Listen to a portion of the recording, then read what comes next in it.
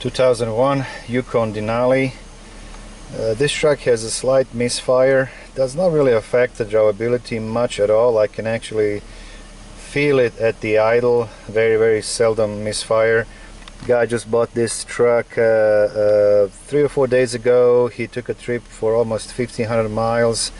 He had some bearing issues, but overall the drivability wise it was okay.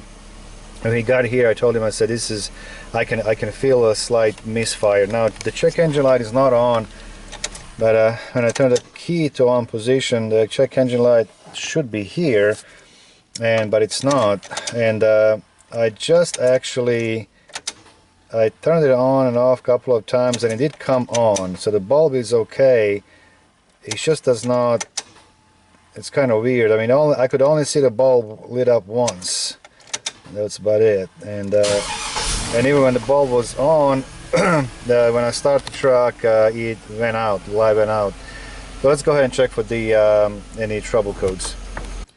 So we're not going to spend too much time on with a scan tool. I'm just going to use this little guy and see if there are any codes stored. We're going to use our secondary ignition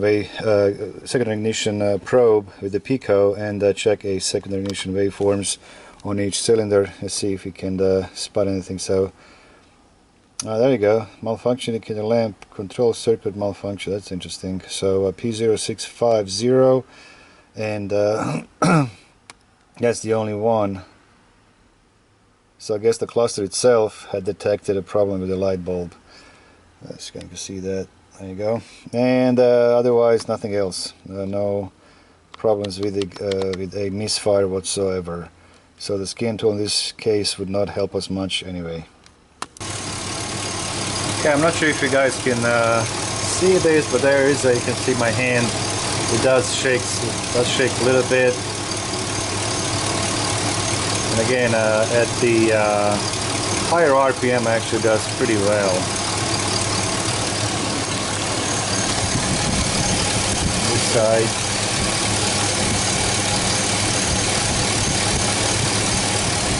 So what we're going to do now, we're going to use a Pico inductive probe.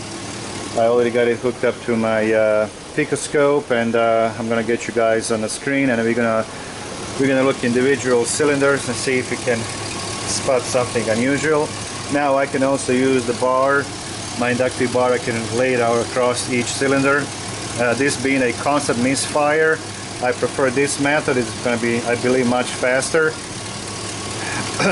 With the intermittent misfire, I would have my inductive probe that like a bar that I would lay on top of each coil to get all 8 ignition waveforms. With this misfire, I will use my single. What I'm going to do now, I'm going to take my probe, I'm going to lay it on top of one of the coils. Doesn't matter which one it is.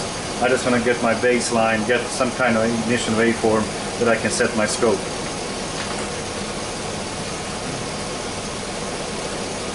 You can see I'm having a some kind of waveform, but I can see it's upside down. So the first one I'm going to do, I'm going to change my, I'm going to invert my probe. I can go here, that's says second ignition probe inverted. I can click on that, and that should bring my waveform right side up, so to speak. The next, I'm going to get my my sync. See, I never do the sync until I get some kind of waveform on the screen. So you see how small it is right now. I'm going to get my, and you can see here's my waveform here. Now it's I'm going to change it to a actually it's a little small, and that's a 3 to 5 kV. So maybe I need to get my probe. My probe actually was not on the coil, right? There we go. Now it's better. And we can see here's my waveform. I'm going to actually now change it. I'm going to increase it to maybe even more, to 20. There you go. That looks pretty decent. And so the next one I like to do, this is of course our burn time here, and it's a dwell time. You can see it here. I'm going to take one of the cursors. I'm going to put it over here, and I can now measure my burn time, and it's around 2.8 milliseconds. You can see that. Now I don't like to have two cursors because the one cursor actually covers my power kV. So I'm just going to move it out of the way now, since my my probe is not staying on my coil. That's why I have this problem. So anyhow,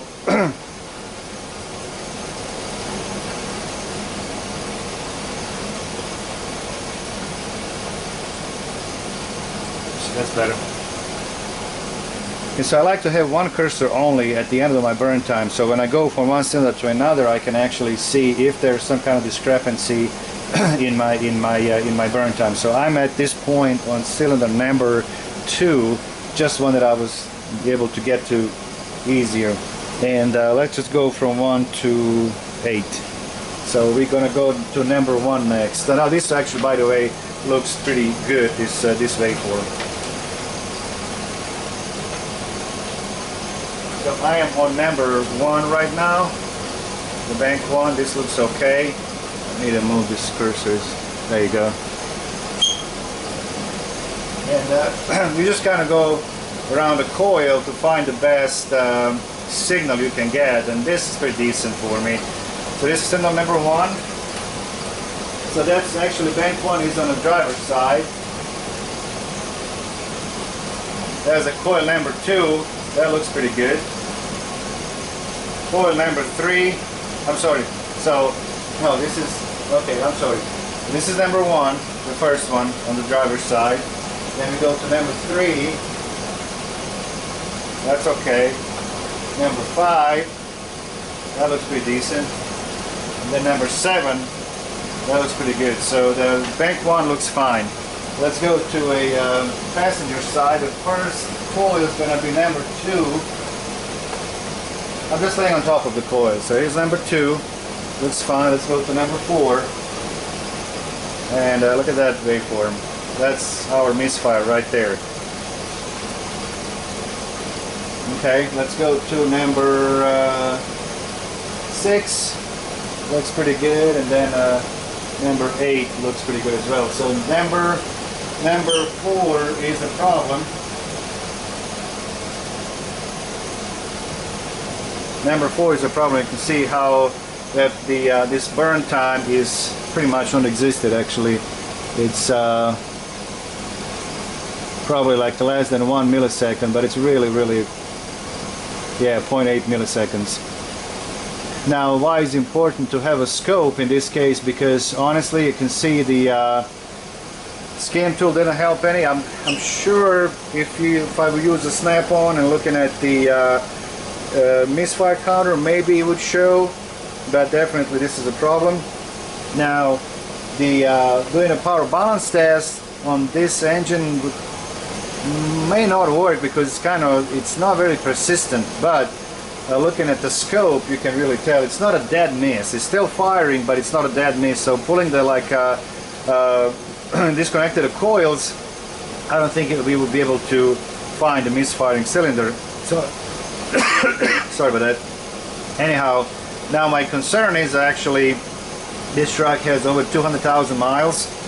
I'm afraid this might be a case where excessive oil consumption, that this spark plug is fouled by oil, and I've seen that before as well. So I'm not sure yet. We'll see. I might be wrong. It might be just a bad wire. At this point, what we need to do, we know what cylinder we are dealing with.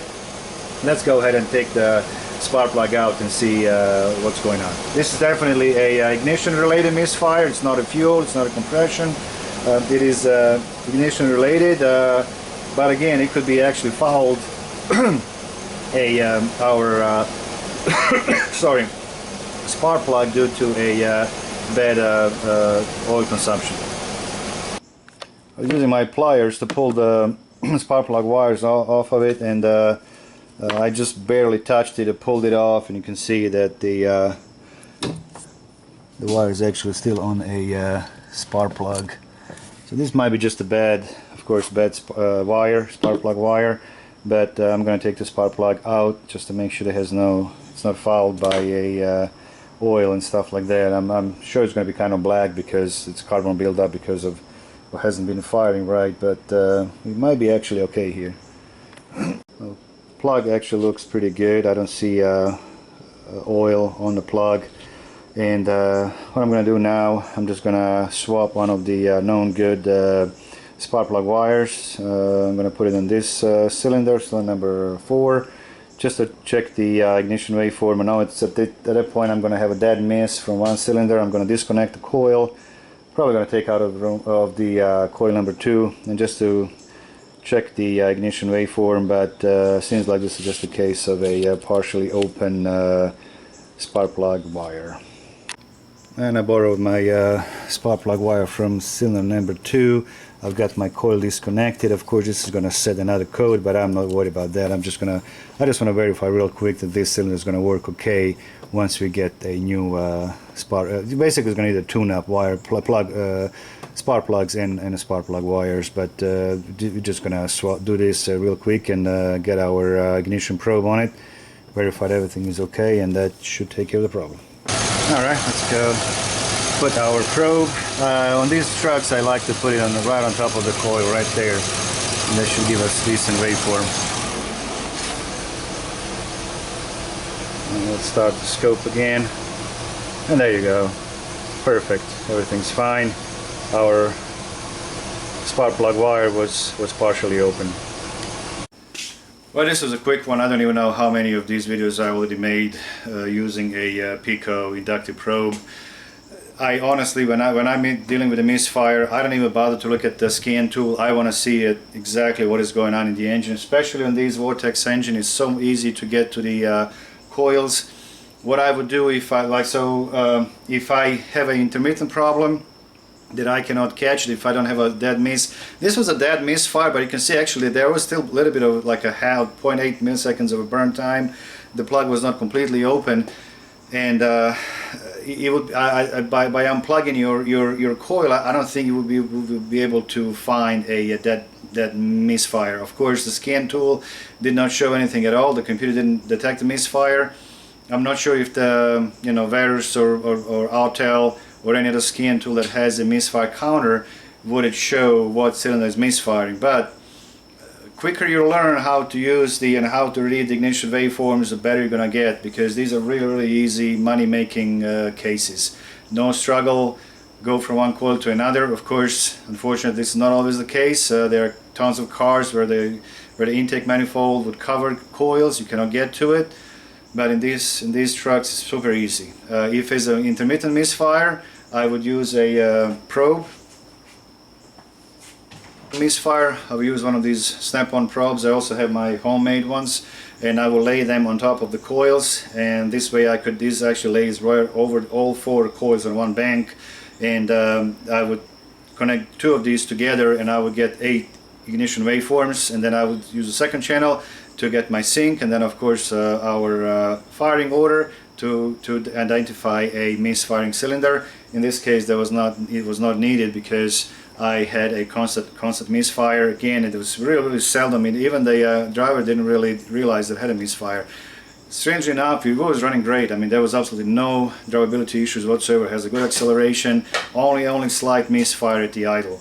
Now, what I would do if I wouldn't see anything unusual on my ignition waveform, then I would go with a relative compression test, check the compression, and if that would not, and then the next would be a first look sensor in an intake, and then a sync with one of the cylinders and see if there's any kind of discrepancy on the intake, meaning there's some kind of a mechanical issue on the engine. But this was pretty easy. Now, once you find this waveform, I didn't know what exactly the problem was. I've seen these kind of waveforms where you had a lot of hush on your burn time caused by bad plug, bad wire, and actually a lot of times on especially this kind of engines, new one actually, like 14 and up, I would say, they actually burn a lot of oil, and that the oil contamination on the plug would actually cause a misfire and have this kind of waveform as well. So, but you got your funnel, you know what cylinders you're dealing with.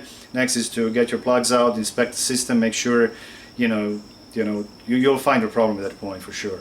and I'm actually happy to find that this was only a problem with the partially open spark plug wire. The engine is in good condition, and again, it's still over 200,000 miles, but it'll be fine. And alright guys, that's a quick one. I hope you guys enjoyed this one. And again, quicker you learn how to use a scope, you don't have to have a Pico scope for this. You can use any other scope. Pico is very nice, of course. Now also you don't have to have automotive Pico scope. You can use a non-automotive Pico scope. They are actually much cheaper, and you'll still be able to do this test as well. And so anyhow, that'll be it. And now, of course, we verify that I could, I swapped my spark plug wire to a cylinder number from number 2 to number 4, and you can see a perfect ignition waveform. Doing a tune-up on this engine will fix this problem for sure. Thank you so much, and see you next time. Bye bye.